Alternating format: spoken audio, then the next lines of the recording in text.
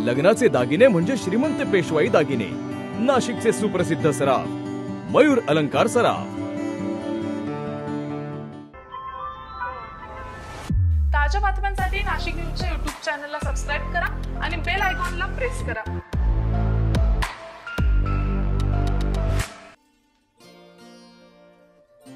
सध्या देशात अपघाताचं प्रमाण मोठ्या प्रमाणात वाढताना दिसत आहे। अपघात कुठलाही असो, शक्यतो रस्त्यावर किंवा घरी।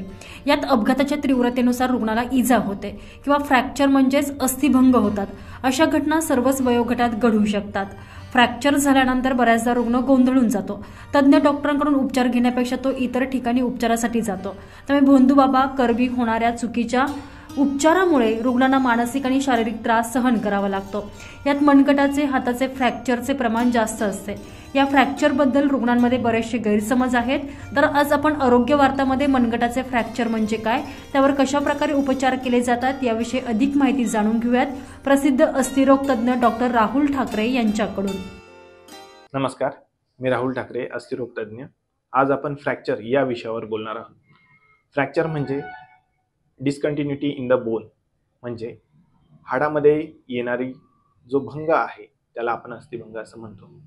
अस्थिभंग हा मोस्टली अपघातामध्ये होतो। अपघात हे कुठेही असू शकतात, रस्त्यावर किंवा घरी होणाऱ्या अपघातांमध्ये मनगटाचे होणारे अपघात, फ्रॅक्चर हे सर्वात जास्त प्रमाणात असतात। आज आपण त्या विषयावर बोलू।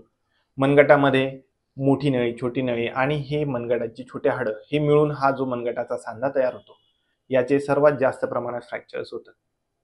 याच्यात होणारे जे फ्रॅक्चर आहे हे तात्पुरते किंवा छोटे समजले जाऊन त्याच्याकडे दुर्लक्ष केलं जातं।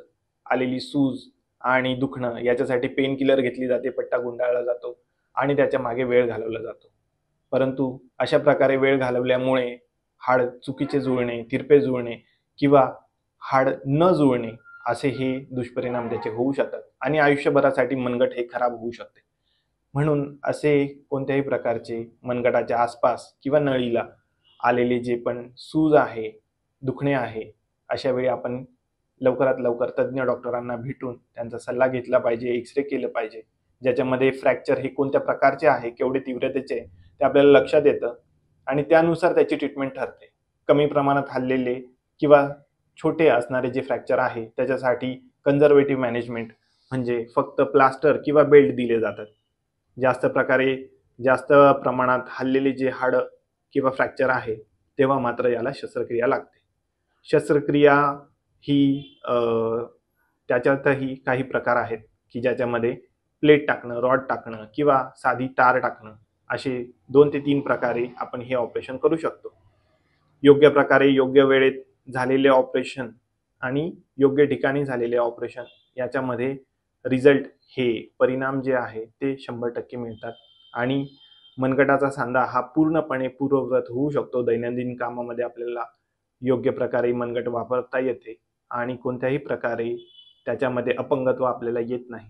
परंतु याच्यासाठी लवकरात लवकर आणि योग्य ठिकाणी आपण सल्ला घेणं हेच महत्त्वाचं ठरतं। याच्यामध्ये लोकांमध्ये फार मोठ्या प्रमाणात गैरसमजुती असतात की शस्त्रक्रियेनंतर आपला सांधा खराब होतो, घट्ट होतो, दुखणे वाढते आणि होणारी शस्त्रक्रिया ही जी आहे ही खूप जास्त त्रासदायक असते। परंतु असं नसून आता विज्ञानाच्या मदतीने केले जाणारे हे जे शस्त्रक्रिया आहेत हे खूप कमी त्रासाचे, भूल देऊन आणि चांगल्या प्रकारे वापरले जाणारे इन्स्ट्रुमेंटमुळे खूप सोयीचे झालेले आहेत आणि त्यातून मिळणारे परिणाम जे आहेत ते 100% आपण म्हणू शकतो।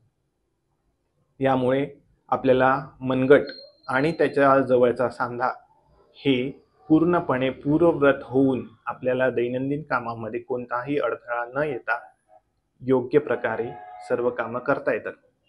यासाठी आपण फ्रॅक्चर झाल्यावरती लवकरात लवकर तज्ञ डॉक्टरांना भेटून त्यांचा सल्ला घेणं हेच महत्त्वाचं ठरतं। अशा प्रकारे आज आपण मनगटाच्या फ्रॅक्चरबद्दल माहिती जाणून घेतली।